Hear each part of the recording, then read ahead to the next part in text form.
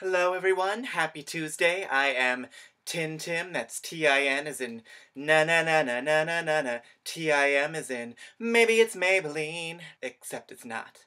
Maybelline, I mean. So, I want to first of all thank all of you so much for your wonderful feedback and responses to last week's video. It is truly an honor to be appreciated aesthetically for my art, as well as intellectually for my ideas. Those are really two of the most important things in the world to me. Thanks to you all, I think I may fashion myself as America's first drag queen public intellectual. I'm gonna be the Cornell motherfucking West of drag. I also want to thank all of you who subscribed.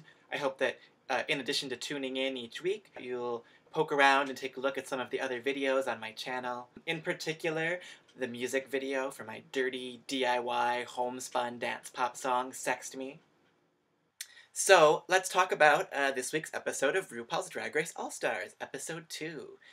First, I want to say that I wore my black veil in mourning for Tammie Brown and Nina Flowers, who were two of my all-time favorite RuPaul's Drag Race contestants. I'm naturally drawn to freak drag, to genderfuck, to outsider artists, so I was very sad to see them go.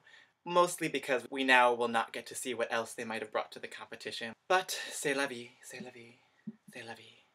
Oh, and by the way, how much did you love that Tammie Brown and Nina Flowers are basically sitting there on the couch, like, cuddling during the mini-challenge? In Willem's game of Fuck, Marry, Kill, no one brought up Ms. Nina Flowers, who, I must say, of any of the Drag Race queens, would be #1 on my own fuck list. In and out of drag. I feel like that would be like having sex with a butch Sophia Loren, and who the fuck doesn't want that? As you may recall, in my video last week, there were two narratives that I felt were sort of played out or tired that I was hoping we would not see this season. One of those was Tammie Brown being framed by the narrative as being so stuck in her particular type of drag that she could not be flexible enough to take on the requirements of a given challenge. The other one was that Jara Sofia and Alexis Mateo would be made fun of for their language skills, or would, you know, be so crazy, so zany in a challenge because they don't speak English, as though that is somehow inherently funny, which is a narrative I find to be, frankly, kind of racist. So, unfortunately, I feel like we did see elements of both of those narratives this week. But, that said, I thought Jara and Alexis's narrative in particular went in a surprising direction, and that in general, this week's episode was far more entertaining than last week's. So the first thing that I want to speak to is Tammie Brown and Nina Flowers' performance. I'm of two minds on this, but first off, that I have tremendous respect for both these queens for standing by their creative distinctiveness. They're both totally punk in that way, and in this case, Nina for insisting on teaching the children about La Lupe, even though she knew it was probably competitively unwise, and Tammie for just maintaining the ongoing, 24/7 performance art act that is Tammie Brown. One thing that I get somewhat frustrated by in the discourse around Tammie, and everyone saying, oh, Tammie Brown is from another planet, and Tammie Brown is crazy, is that while she is certainly a grade A eccentric, I do think sometimes that conversation about her craziness detracts a little bit from her talent, from her creativity, from her intelligence, and from all of the work that goes into creating and maintaining the character of Tammie. All of that said, I was somewhat disappointed that Tammie, now again, this could just be the edit, it could just be what we're shown. This challenge in particular, I feel like we were given so little of the overall performance, so I look forward to going on to Logo's website as the full challenge gets posted to see what we missed.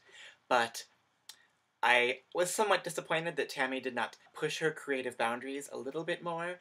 Jara Sofia and Alexis. Now, This is an interesting one because I felt like in what we were shown of their preparation for the challenge, they absolutely began to play up that sort of, you know, crazy Latin queens and their crazy language and not understanding English and what are they going to do next thing. But then they took it an unpredictable direction and they ended up winning. So, in a way, I kind of appreciate that what we were given was not necessarily what we expected.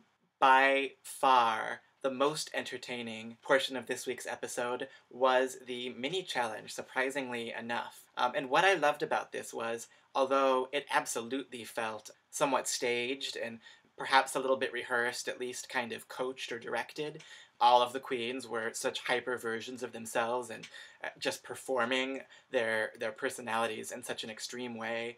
I also thought it was fucking hilarious. So I guess it isn't, you know, quote-unquote scriptedness in and of itself so much that I'm against, as it is, you know, being too predictable. I feel like if you were going to do something staged, make it grand theater, you know, which is how I felt about that mini challenge. And then I thought at the end that the way they undercut the importance of mini challenges altogether and then gave pies in the faces for winning, ironically, it was stronger sketch comedy than anything we saw in the actual sketch comedy challenge.